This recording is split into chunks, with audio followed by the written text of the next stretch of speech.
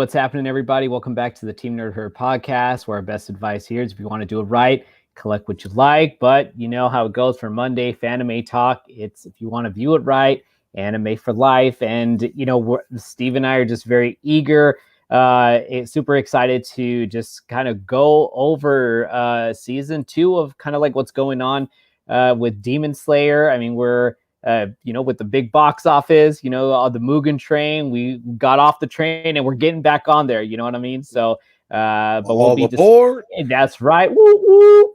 But but yeah, before we get into it, Steve, what's going on, man? How you doing, brother? Man, I'm doing good, man. Just came back from up north, so just had some time off, man. Monday took a day off, so it's been nice and relaxing, man. But I missed everybody, and I'm back with y'all, and that's it, man. Had a good time, and I caught up back on Deamon Slayer. So, damn, man, we just got to cut to the chase, man. It's been good, but before we go ahead and do that, brother, yeah, well, who we gotta mention. You already know. You don't damn well who we need to mention. Oh yeah, right. Dude. First and foremost, right now, let's hit it. Let's hit it. Our moderators action. The moderators, Amelia. The Fellowship, brother number 1, the Ric Flair Lucha Libre Wrestling, brother of them all. Oh yeah, brother. Brother number 1, brother Rudy. Something Wong, executive producer, man. The Havoc. The 2. The Havoc, Havoc, if you will. Something Wong, something White's always going to happen when he's around. Brother number 3, D-Anime, etc. D-Anime, etc. Senpai. You got to give it. Gotta add that in. Yeah, and then you got horror hermano, brother number 4, Glenn 2K12 in 4K definition, no less. And I call him my farting flatulence friend. Yes, dude. Hitting all them gases out there, Yeah, the fart. Then you got our resident DJs, man. You got the luscious, music. You got DJ Abomination and Plainclothes D. Right, now let's go ahead and get up in here, man. I think we got some folks up in here. We got Bleeding Star, Astro projecting his ass all the way from a different galaxy. Greetings. From the green galaxy right there. That's my man. The greenest of the green. That's right. That's where he's traveling from. That's where he's going to. Yeah. Then you got my man Lord Chucks over at the BLCC. What's up, Lord Chucks? Keeping them smoke signals. So, dude, he's up in there. Getting that snowboard action going, bro. So, right on, dude. The blessings, nature's blessings. That's right, man. Hey, to the Team Nerd Herd podcast, my brother Comics. What's up, Alonzo? Alonzo. All right, we got Swaggy, Uncanny Swag. Uncanny Swag. How you doing, man? All up in the building and all up in your ass, Yeah. And you got dude. Glenn 2K12. There we go, Glenn. There he is, right there. What's up, Glenn? Good to see you, brother. All right. Let's go ahead and rock on down to the other side. All right, you know what? Yeah. I think we are all caught up, my brother, and we're gonna go ahead and look at that. Bam. That's it. Your triple F right there, brother. Triple F right there. All right. Let's go ahead and should we do the circle pass on it? Yeah, Steve. I mean, this is again, just kind of going over for those of you that if you have not yet watched the Mugen Train, Deamon Slayer is basically kind of revisiting it, the Mugen Train back with season 2.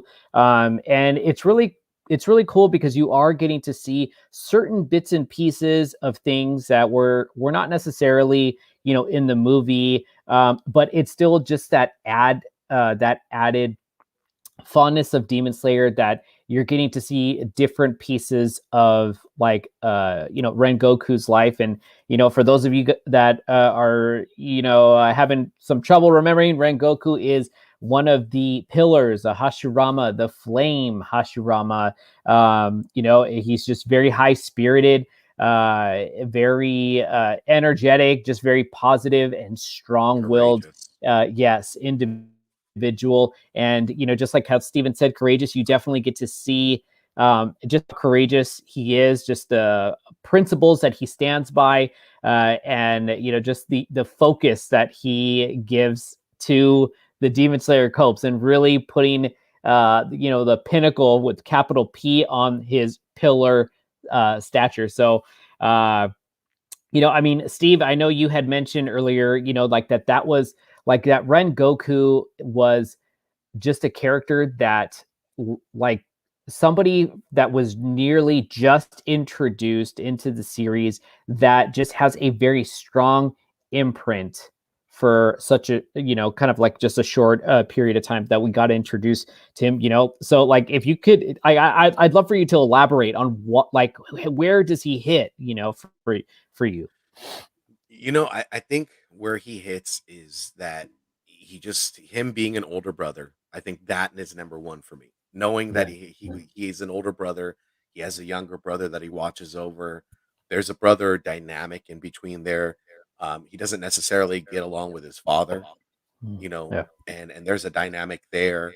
Mm, yeah. Um, and also the love for his mother. Like I think every man has to love their mother. I mean, Sure. any person, like that is born to a mother should love their mother. I mean, you came from your mother.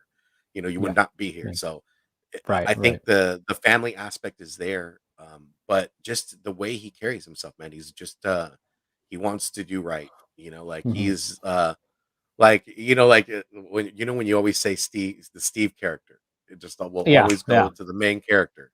Yeah. Even though Yeah. he's not a main character, he Very still true. exudes that courageous teacher level as well. Like he's the Sure. master. He would like teach you how to get better in a Yeah. certain craft, Yeah. and that I think courageous and to be a leader Hmm. isn't necessarily always being a leader. It's always Hmm. leading by example, leading by what Sure. you do. Your actions speak louder than your words. Yeah. And I think That's that's what true. he did. He showed them, hey, I'm a pillar and there's a reason. I mean, in those strokes in the Mugen train, Yeah. I mean, those beautiful like animation panels of the way he came through and faster than any of them could even know. That also kind of, shows you his technique, where he is in the totem with, like Tanjiro and Inosuke and freaking Zenitsu. Yeah. So I mean, Yeah. he just leads by example, and they all see that. They're just like you could tell the energy he like exudes as well. I mean, Yeah. it's like he's really practiced to his craft, and Yeah. still doesn't like, despite his personal life, he doesn't let that shake him either. I mean, he just is bound by honor, like a samurai would be. Yeah. He truly does have like the embodiment of like what it means to be a pillar. You know what I mean? The pillars, he like, and him being, the flaming pillar, you know what I mean? I mean, and, Bleeding Star getting his own flame on right now too, Hmm. Um, Hmm. but, you know, the fact that he is, their senior, and just kind of doing his thing. What's going on, Super Saiyan God, Super Saiyan Uzumaki? What's going on, Tyler? Good to see you, Yeah. brother. Super Saiyan Uh, God, Super Saiyan Uzumaki. Welcome, brother. that's Welcome. right. You got to say that twice. Brother You to think Rudy. somebody Brother else. Rudy. Somebody. What's up, Rudy? How's it going, man? Um, so kind of setting the stage with Rengoku, who is definitely highlighted, predominantly highlighted within this particular movies, and in the beginning of the series right now. I mean, and Bleed Star, yeah, you're absolutely right. So we're getting our quartet, I guess you could say, with Nezuko in there. So you got Tanjiro, Nezuko, Inosuke, and Zenitsu that are tasked by the Demon Slayer Corps to go and meet Rengoku on this train. And you get to see kind of both of their journeys. Like towards the end of season one, you see Tanjiro and Zenitsu, and Inosuke going to the station. And then in season two, you kind of get to see the perspective of Rengoku and, him just setting the stage for like the kind of personality that he has.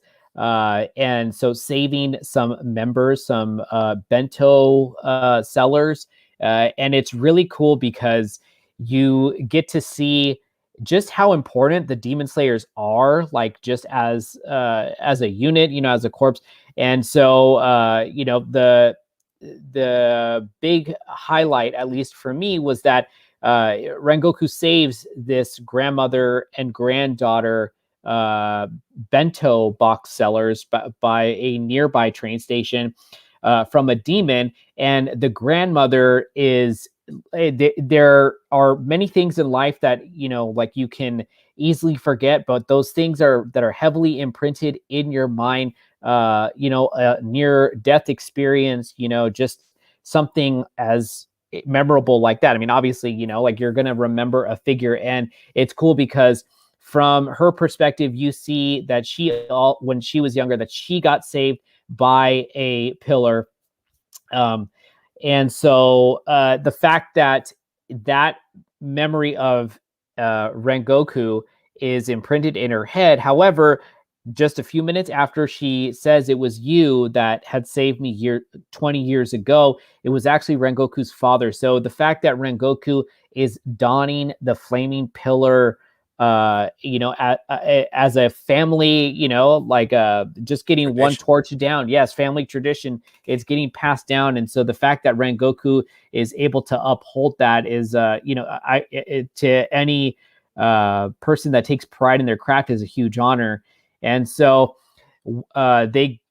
everybody is on this train, and the train actually has one of the surviving lower moons. You guys, if you remember in season 1, Muzan just went on a rampage, just taking out all the lower moons except for one. And so this lower moon is pretty powerful. Definitely has a methodical way of how she's gonna kill her prey. You know what I mean?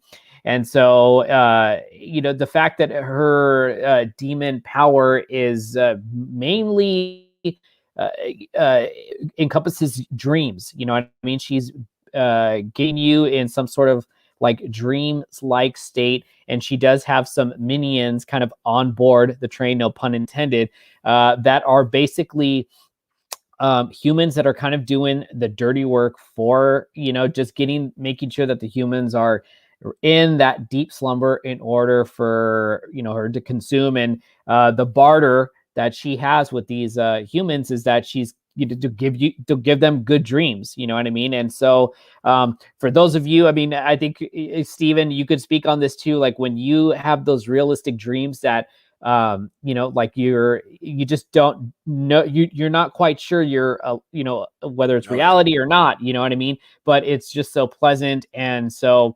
for some of them it's heartache that they're trying to escape, others is disease, others it's just friendship.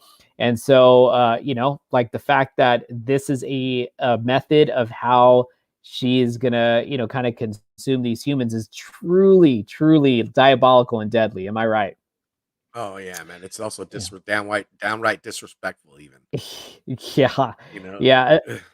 That's especially because when I feel like obviously we're going to get more more of an influential dream with Tanjiro, because it takes us back to his family. And so it definitely tugs at your heartstrings because of the fact that he's apologizing to his family, and he's thinking that maybe that this whole entire time the reality that he's living was the dream, and which obviously could not be farther from the truth. And so in order for them to escape their individual dreams, which I mean, again, like you're getting the very serious and heartfelt from Tanjiro and from Rengoku for that matter, and Steve, I'd love for you to speak on that one after I just mentioned this, the comedical part of the series, which obviously it's going to be Zenitsu and Inosuke with their dreams.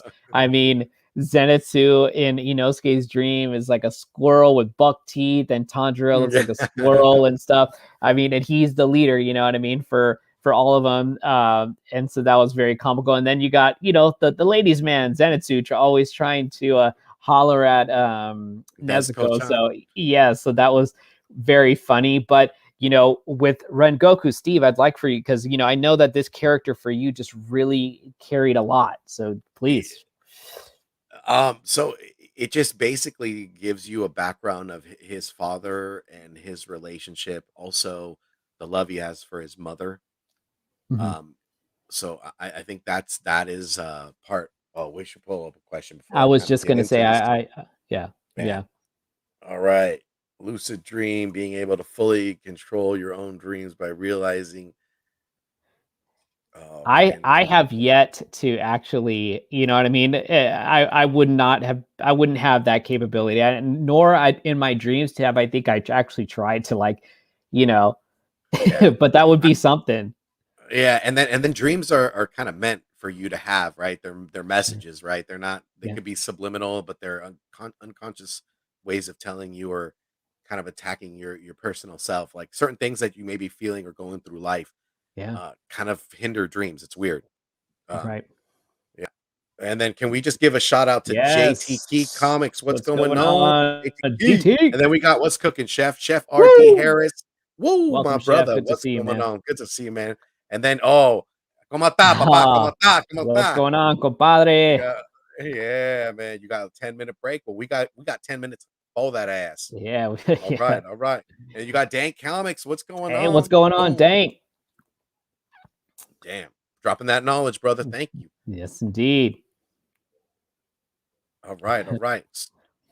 So we are going back with okay, so Rengoku so just and so just a relationship between his father and him, not so well, like he's very honorable, wants to follow in his father's footsteps.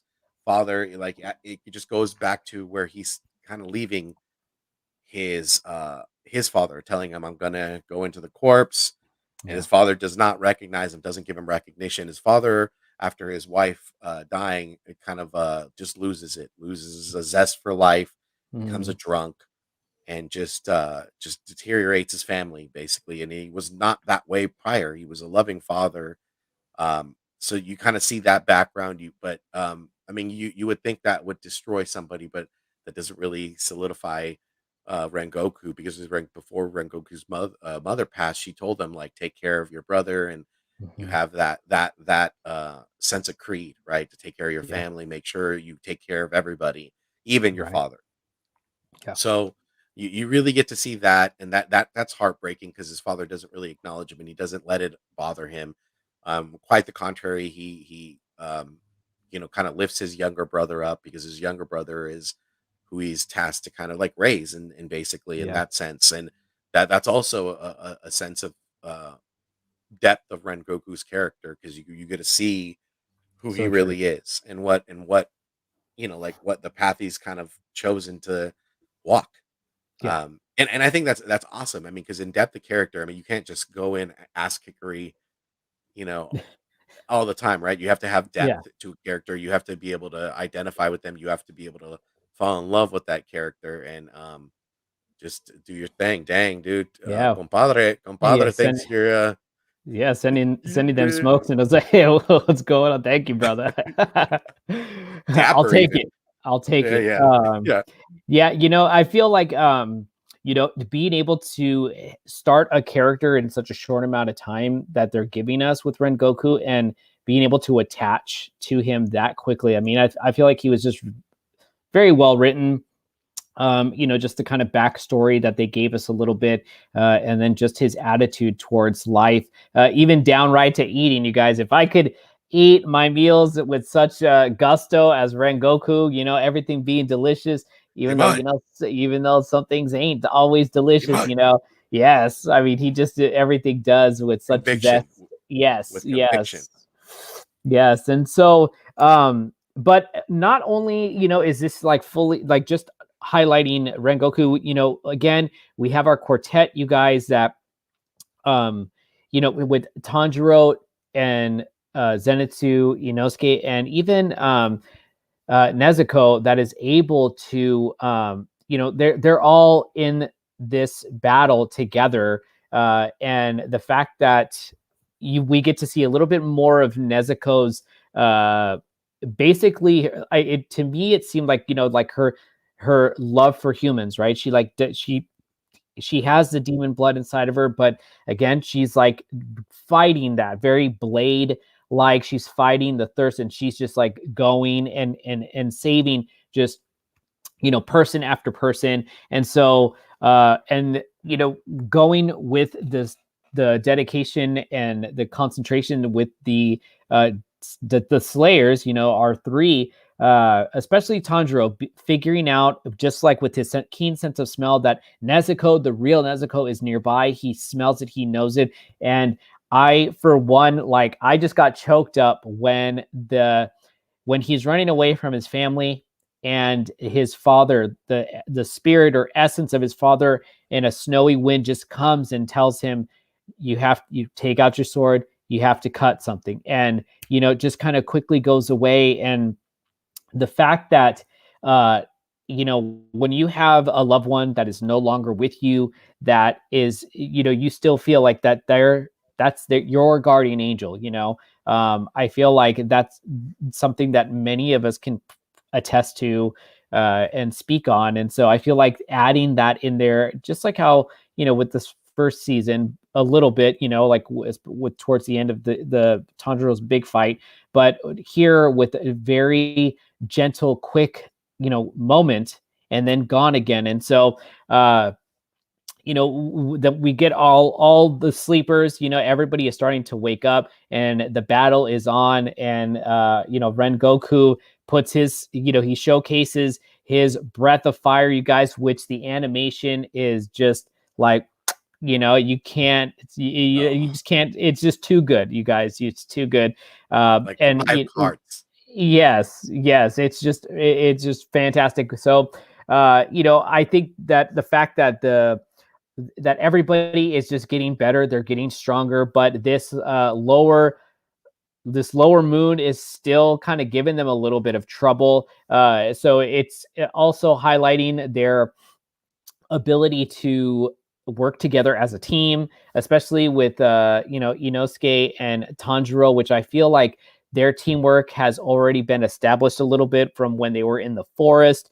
So I do see like their bond kind of growing a little bit more so with Zenitsu. I really enjoyed the way they're kind of like keeping him a little bit separate from the two that are strong, but it's not like Zenitsu is weak either. You know what I Yeah, mean? he ain't no slouch. He ain't no slouch, you guys. I mean, the Form 1, the Thunderclap and Flash. I mean, I could watch that move all day. And he is still kind of like in this dream state, but yet he still like is saving Nezuko as she is literally about to get like ripped. And so, yes, I feel like Zenitsu is the sleeper strong guy, and I know that in the future we're going to get more from him. But going back to Inosuke and Tanjiro, who are finally basically at the head of what the Mugen Train is. And again, if this is news to you,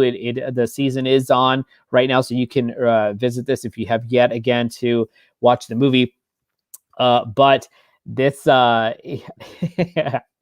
that sounds like a horrible sound for. right. But they, Inosuke and Tanjiro are working together, and they're able to sever the head of the lower moon, you guys. And so I feel like that was kind of to be expected. It does I felt for the lower moon, because like they all got wiped out by Muzan, and like this one was very strategic, very methodical, and failed. You know what I mean? But I guess, Miserably, dude. yeah, failed miserably. But I guess like that's what you could, that's kind of like what you get. Like when you're thinking too much and you really want the perfect plan on how to devour 200 something humans and stuff. You about to get got, and they sure did. But like all things, with anime especially, there is never going to be just a full-blown like happy ending. There is going to be some hardships, and this is definitely one that is hard to face. Again, kind of go back to Rengoku, who is without question the strongest right now that is within the series that we're watching. And to our surprise, you guys, we do get another moon, except this is the higher upper echelon moon, you guys. And so according to Muzan, the upper moons have yet to be changed. There's been no change in this caliber of warriors that he has. and so they're quite skilled. And you get to see Rengoku really show his Hashirama, position to the test, and it is quite the battle, you guys. I just can't really speak enough about how beautiful these techniques, the fighting, everything, just down to the actual movement of the martial arts, especially because this moon is kind of like a brawler. Akaza is his name, and I know I shouldn't be like a big fan of villains. However, we all kind of got a little bit of an attachment to them.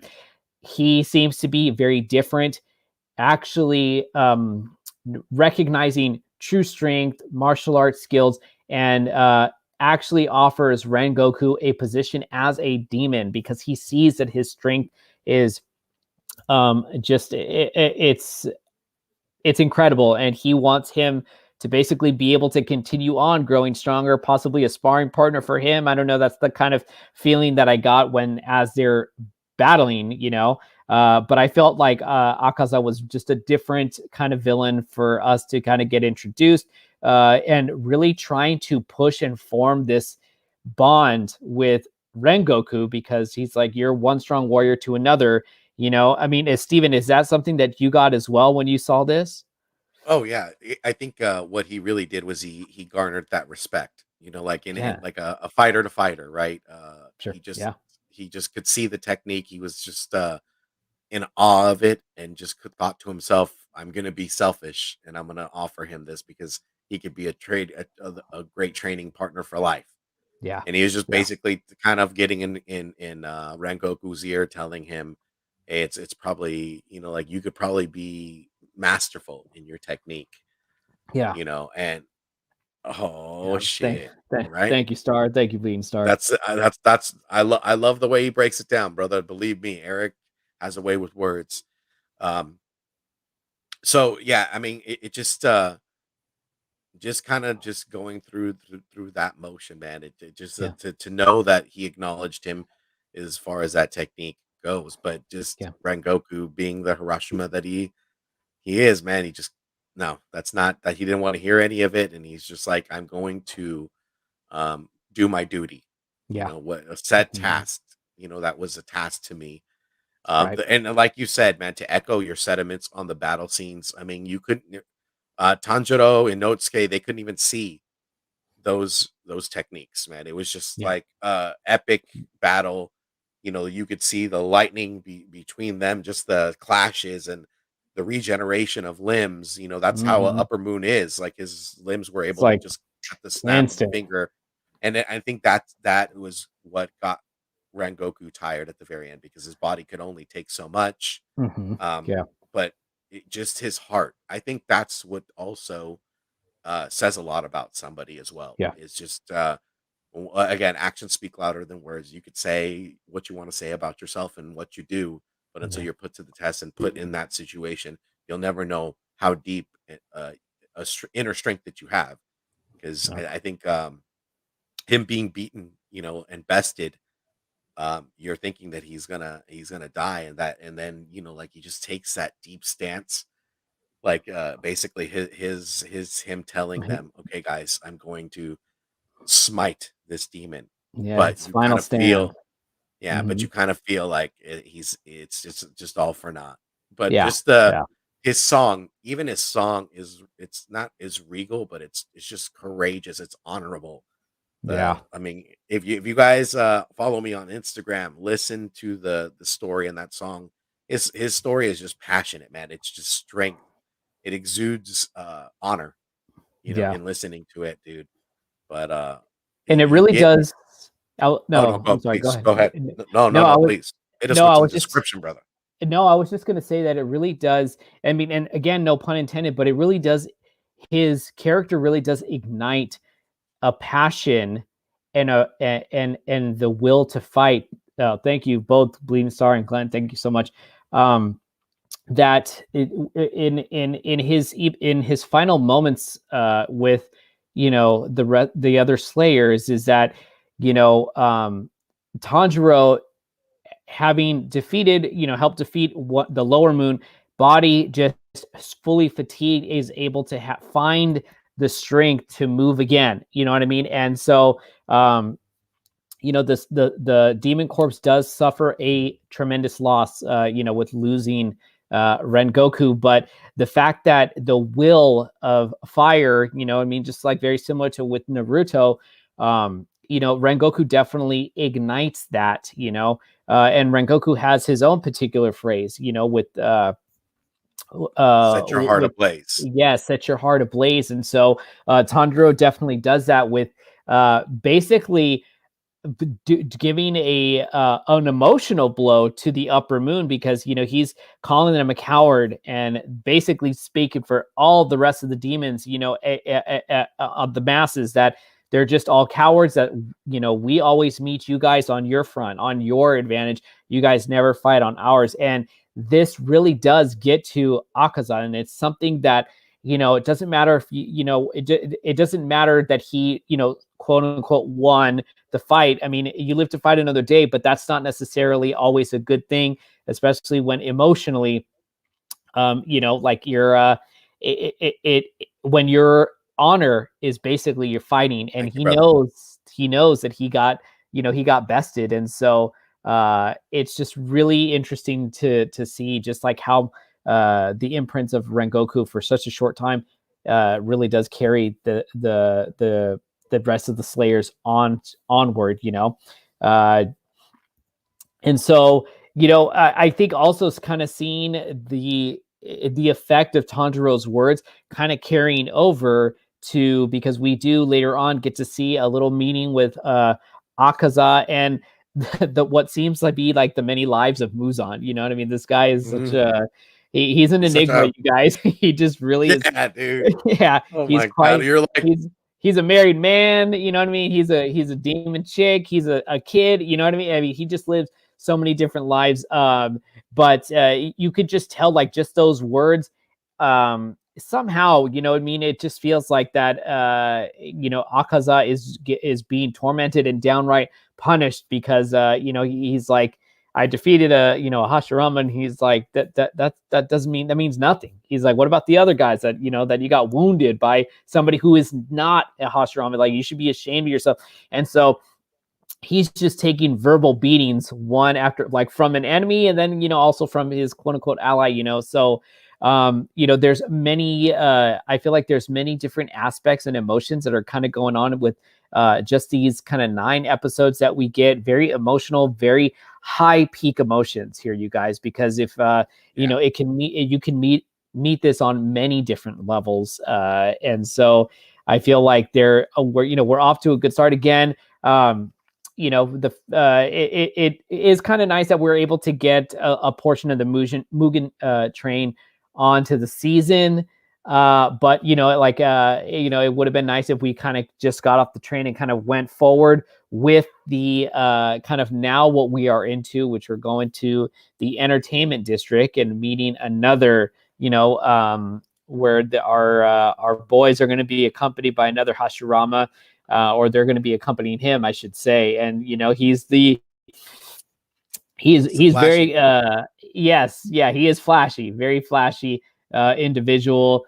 He does look really cool, like, regardless of the bedazzled like get up that he's got going on. You can tell this fool is strong, and so I'm hoping to see those weapons that he's carrying, and just to see how what he's able to showcase, because I think the fire is lit with the rest of the Hashiramas. With having our fallen Rengoku, I think they're gonna, they're going out for blood. They're going for redemption, you guys. So, like, the mother look shine at me. yeah, exactly. This guy, he is something else. But I can tell, like, just from where we are now, this is just going to continue to get better and better. So if you guys haven't watched it yet, Steve and I strongly encourage you guys to definitely go and peep this. It's on Hulu, you guys, so definitely give it a watch. And so there's a lot of emotional driven content here. Exchanges just with Rengoku's mom. What's going on, Marshall Lewis? How's it going? What's it called? You know, uh, yeah, I Yeah, mean, go I ahead. would No. to piggyback off of what you're saying, Eric. Yeah, go in this season, guys.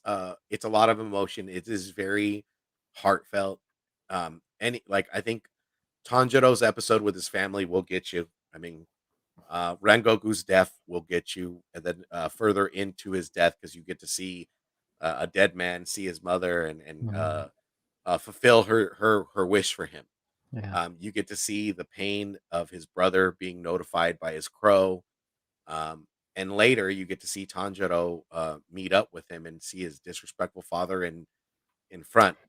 But I think we do get a sense of beauty at the end of that, just because absolutely. that last episode 8 got me like just in the heart really bad. I mean, I was Mm, just I felt so bad. Uh and this could be like a shout out to like all fathers, in that sense, yeah, because uh like parents are just like Joe Rogan said it best. Our parents are fuck ups too. They are, man. yeah, They all live lives. They yeah. all go through things where we're necessarily not, you know, uh Perfect. we Yeah, don't we get it aren't. No right. We're one's not perfect. perfect. We're all Yep. living this ever-changing life. Yeah. And his father was a drunk, and although the brother went to go deliver his message to his father, he was like, "Oh, Mhm. I bet he's just gonna, rant and rave about how I didn't treat him and whatnot." And the younger brother is quiet there, and he thinks about not even telling him, and then he just says it in one blur, like, uh, "Take care of yourself." And Yeah. you see the dad grab his sake bottle to try to get a drink, and it's like there's nothing left. It's so very symbolic. There's nothing Yeah. left in that bottle, and then you see him like hunched over and trembling and crying, and he says his son's name. I think Yeah. that was a beautiful way to end a scene. Mm, It would definitely tug on your heartstrings because it's a sense of resentment as a father, like in the sense that he wasn't there. He kind of lost his way.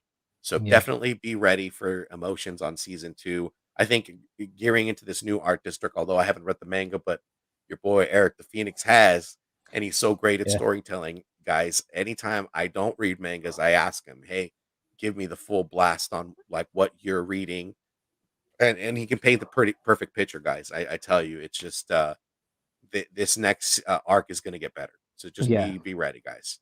Yeah. Yeah. So, I mean, for those of you guys, that also are our fellow manga readers, you guys know exactly, like what we're talking about here. Beautiful storytelling. And it just, again, with the animation, is just phenomenal. And yeah, you just get so many kind of little memorable characters, even, with Rengoku's mom. I don't know what it is with the sick and just how they're able to convey uh, a it just convey a message to whoever it is, their son, daughter, brother, sister. You know what I mean? Like anything that they say is just really done very beautifully, delicately, but also like it just gives you a little bit of a sense of empowerment. And like I'm a fan of well-written female characters, and though we just got a little bit of her, for me she really did stick out in my head.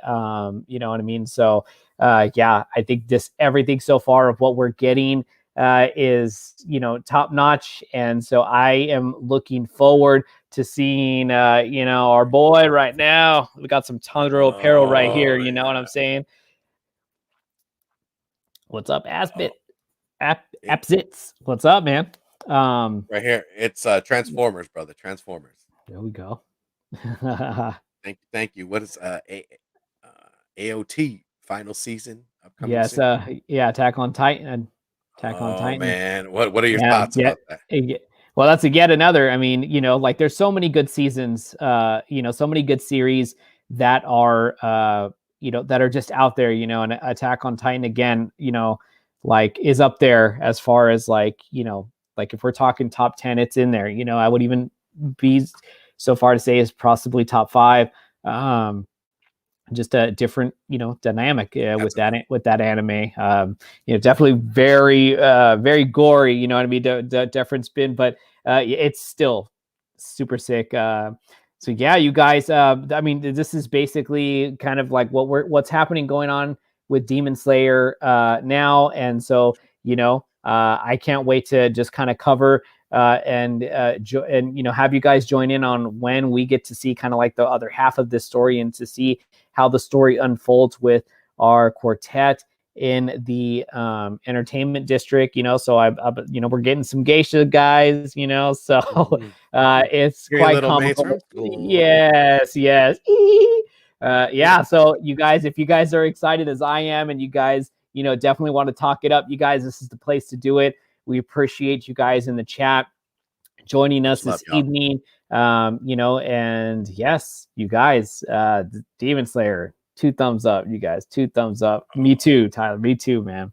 So yes, you guys, with that being said, this takes us to the end of our episode. However, we got our announcements, you know what I mean, you guys. We got Geek Factor tomorrow, tomorrow at 6:30. 6:30. Thank you, brother. Steven.